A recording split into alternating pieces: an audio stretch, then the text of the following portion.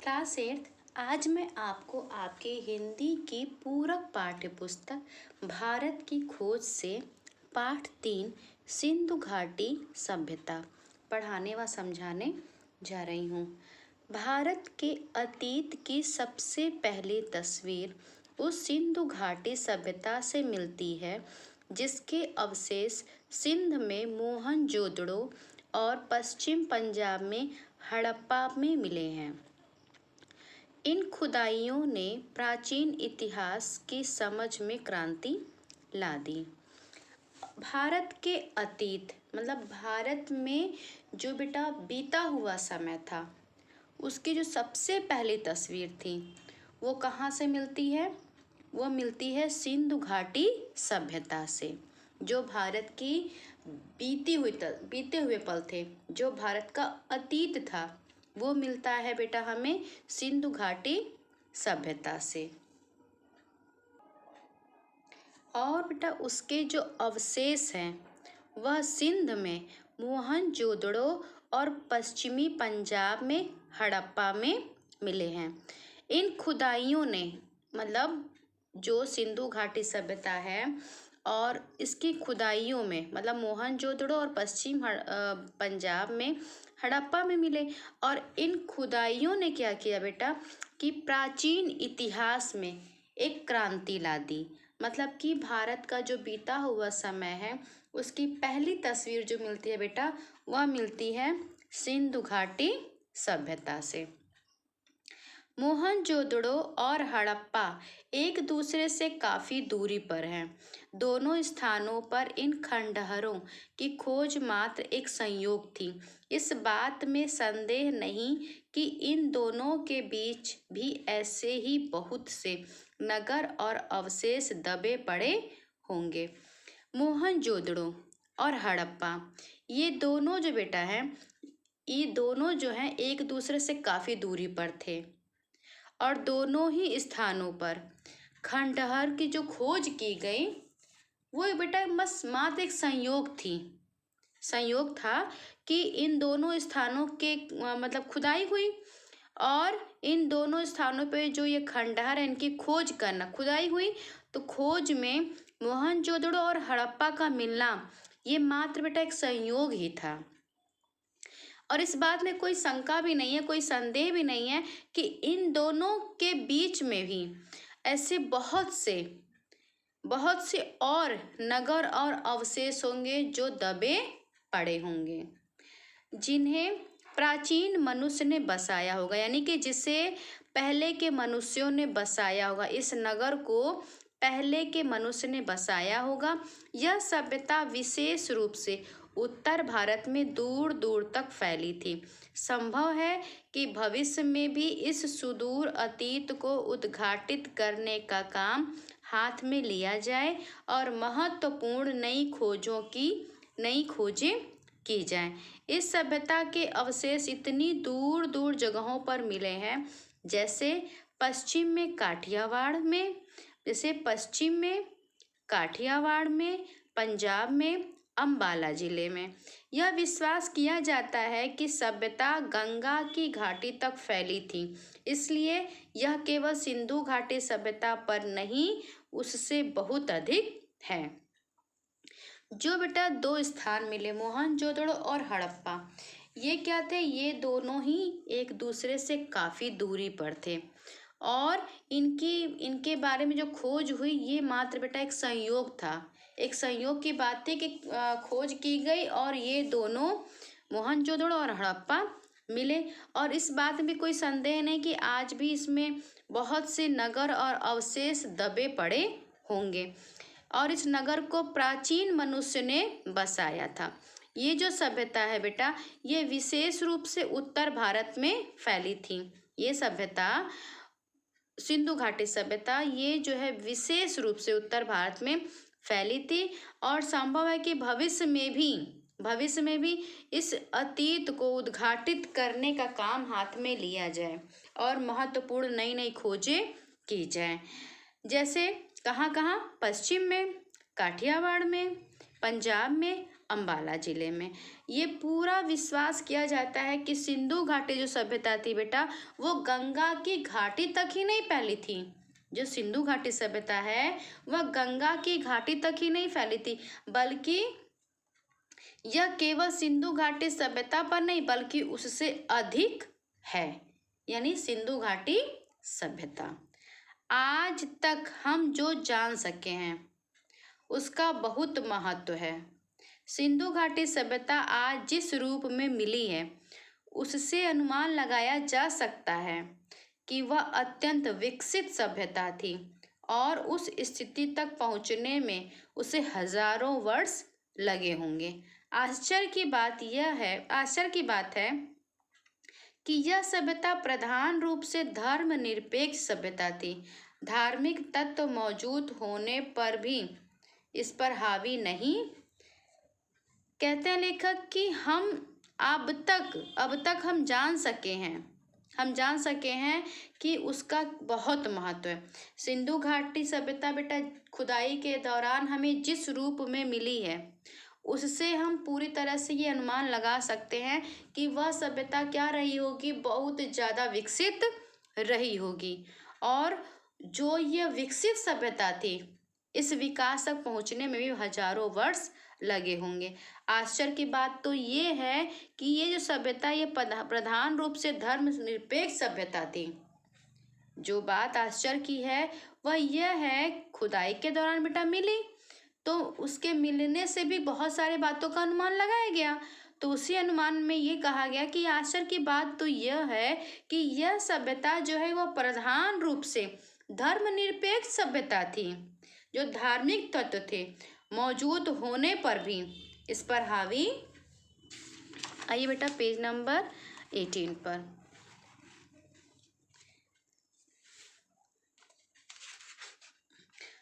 हावी नहीं थे। यह स्पष्ट है कि यह भारत में बाद के सांस्कृतिक युगों की अग्रदूत थी। कहा गया कि यह भारत के बाद स्पष्ट है कि यह भारत में बाद के सांस्कृतिक युग, यानी कि जो बाद के सांस्कृतिक युग आए उनकी यही सभ्यता क्या थी, अग्रदूत थी, मतलब आगे चलने वाली सभ्यता थी। सिंधु घाटी सभ्यता ने फारस, मोसोपोटामिया और मिस्र की सभ्यता से संबंध स्थापित किया और व्यापार किया।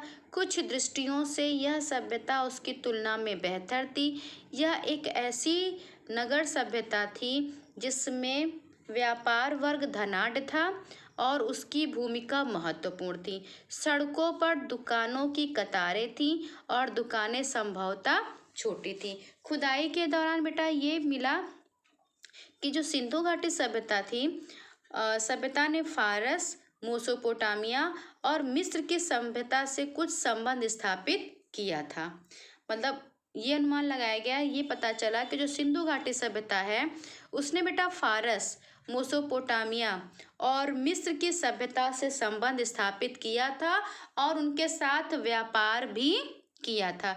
कुछ दृष्टियों से यह सभ्यता उनकी तुलना में, मतलब किसकी तुलना में, फारस, मोसोपोटामिया, मिस्र की जो तुलना में ये जो सभ्यता है सिंधु घाटी सभ्यता, ये उनसे बेहतर थी। ये एक ऐसी नगर सभ्यता थी जिसमें बेटा जो व्यावसायिक वर्ग था, जो लोग व्यापार करते थे, व्यापार वर्ग कैसा था, वह धनी था और उसकी भूमिका भी बहुत महत्वपूर्ण थी। जो सड़कों पर क्या थी, दुकानों की कतारें थी, यानी दुकानें जो थी वह सड़कों पर थी। हाँ, दुकानें थोड़ा सा छोटी थी। सिंधु घाटी सभ्यता और वर्तमान भारत के बीच समय के ऐसे कई दौर गुजरे हैं जिनके बारे में हम बहुत कम जानते हैं। वैसे भी इस बीच असंतुलित परिवर्तन हुए हैं, लेकिन भीतर ही भीतर निरंतरता की ऐसी श्रृंखला चली आ रही है जो आधुनिक भारत को 6-7 हजार पुराने उस बीते हुए युग से जोड़ती है जब संभवतः सिंधु घाटी सभ्यता की शुरुआत हुई थी। यह देखकर अचरज होता है कि मोहनजोदड़ो और हड़प्पा में कितना कुछ ऐसा है जो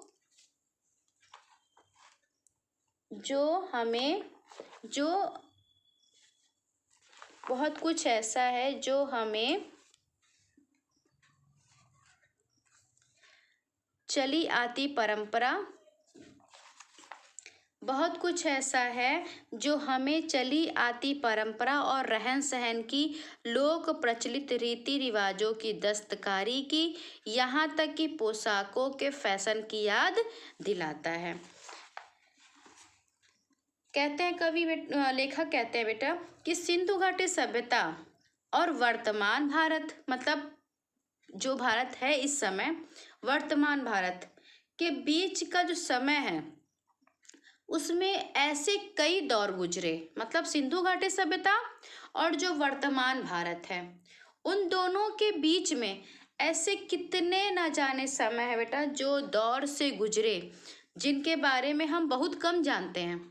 लेखक कहते हैं कि उस सभ्यता और वर्तमान भारत के बीच के ऐसे न जाने कितने समय हैं और ऐसे कई दौर गुजर चुके जिन्हें हम बहुत कम जानते हैं। और वैसे भी इस बीच तो बहुत सारे परिवर्तन हुए, बहुत कुछ बदलाव हुआ। उस सभ्यता से लेके आज के समय में बहुत सारे परिवर्तन हुए, बदलाव हुए, लेकिन भीतर ही भीतर क्या थी, बदलाव तो हुए बेटा, लेकिन भीतर ही भीतर कहीं ना कहीं निरंतरता की जो श्रृंखला थी, कड़ी, वो चली आ रही थी। मतलब भीतर ही भीतर एक कड़ी ऐसी बनी हुई थी जिसने क्या किया, आधुनिक भारत को 6-7 हजार पुराने उस बीते हुए युग से जोड़ती है। मतलब कि मतलब कवि लेखक का मतलब बेटा ये है कि सिंधु घाटी सभ्यता और वर्तमान भारत के बीच में ना जाने ऐसे कितने समय हैं और ऐसे कितने दौर गुजर चुके जिनके बारे में हम बहुत कम जानते हैं। लेकिन हाँ, भीतर ही भीतर, अंदर ही अंदर एक ऐसी कड़ी थी जो हमें आज के आधुनिक भारत से और उस बीते हुए युग से जोड़ती है। मतलब वह बीता हुआ जो युग था, जो पुराना बीत गया अतीत से, ऐसी कोई श्रृंखला थी जो उस सभ्यता से लेकर के आज के भारत में अंदर ही अंदर हमें क्या करती रही है, जोड़ती रही है। जब सिंधु घाटी सभ्यता की शुरुआत हुई थी तो ये देखकर आश्चर्य होता है कि मोहनजोदड़ो और हड़प्पा में कितना कुछ ऐसा था, न जाने ऐसा कुछ था जो हमें चली आ रही परंपरा, रहन सहन की, लोक प्रचलित रीति रिवाजों की, दस्तकारी की, यहाँ तक कि बेटा पोशाकों के फैशन की भी याद दिलाता है। लेखक ने बेटा यहाँ बहुत अच्छी बात कही है कि वो सभ्यता, मतलब सिंधु घाटी सभ्यता और हमारा आज का आधुनिक भारत, कितने परिवर्तन हुए, ना जाने कितने दौर गुजरे, मगर परंतु अंदर ही अंदर एक ऐसी कड़ी जुड़ी हुई थी जिसने हमें उस पुराने युग से और आज के समय को उस कड़ी ने जोड़ दिया है। ये जान के भी बेटा आश्चर्य होता है लेखक को कि मोहनजोदड़ो और हड़प्पा में कितना कुछ ऐसा था जो हमें आज भी उस परंपरा के बारे में, रहन सहन की, उस समय के रीति रिवाज, यहाँ तक कि दस्तकारी और पोशाकों के फैशन की भी याद दिलाता है। यह बात दिलचस्प है बेटा। यहाँ पर एक आंसर है, आपका उत्तर है। आप जब प्रश्न करेंगे, उत्तर लिखेंगे तो आपको समझ में आएगा। यह बात दिलचस्प है कि भारत अपनी कहानी के इस भोर बेला में ही एक नन्हे बच्चे की तरह नहीं, बल्कि अनेक रूपों में विकसित सयाने रूप में दिखाई पड़ता है। वह जीवन के तौर तरीकों से अपरिचित नहीं है। उसने कलाओं और जीवन की सुख सुविधाओं में उल्लेखनीय तकनीकी प्रगति कर ली है। उसने केवल सुंदर वस्तुओं का सृजन ही नहीं किया, बल्कि आधुनिक सभ्यता के उपयोगी और ज़्यादा ठेठ चिन्हों, अच्छे हमामों और नालियों के तंत्र का निर्माण भी किया है।